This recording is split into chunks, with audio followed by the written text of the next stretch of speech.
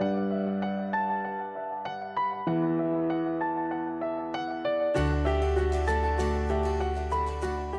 going to make a celeriac and toasted hazelnut soup. To go with the soup, I'm just going to make a simple brown soda bread, an Irish brown soda bread. The wholemeal flour I use in Ireland is quite coarse and has quite a bit of bran in it. The simple method really is to use equal quantities of wholemeal flour and plain flour. So that's what I have here. And mix them together. Add in a teaspoon of salt, just in there for some flavor, and a teaspoon of bicarbonate of soda.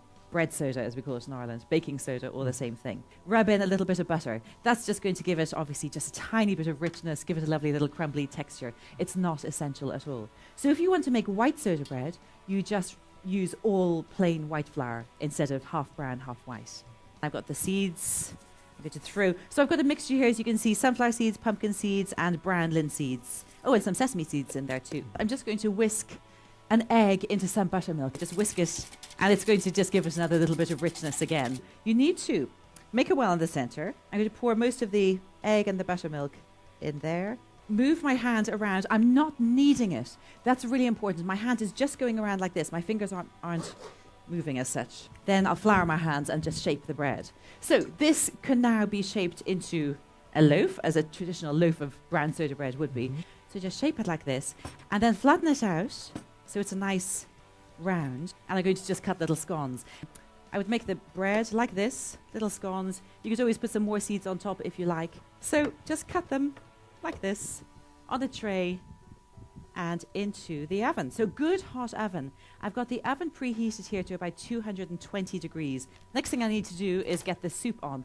But I'm going to use potato, and I'm going to use some onion, a slightly smaller onion. Very lovely, actually, celeriac, or celery root, as it's also called. What I need to do is just peel it, and actually the skin is very thick on this. Normally I'd use a peeler, as I would, with a potato. So I'm just going to chop the celeriac, and because the soup is going to be liquidized, it doesn't matter how you chop it, you can chop everything roughly.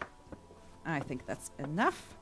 A little bit of butter in there. I'll chop the onion while I'm waiting for the tomato. So pop the potatoes, celeriac, and onion into the pan. This is going to make quite a lot, as you can see.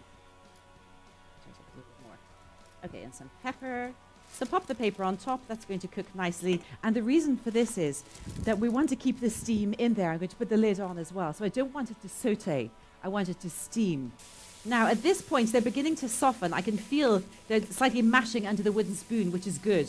So I'm going to pour in the stock, bring it up to the boil, continue cooking the vegetables until they're completely soft. Okay, so these little scones are cooked. So pop them onto a cooling rack, allow them to cool. I've got some lovely marjoram here, which I'm going to chop, and some thyme. These are quite closely related herbs, but they do have their own subtlety to them.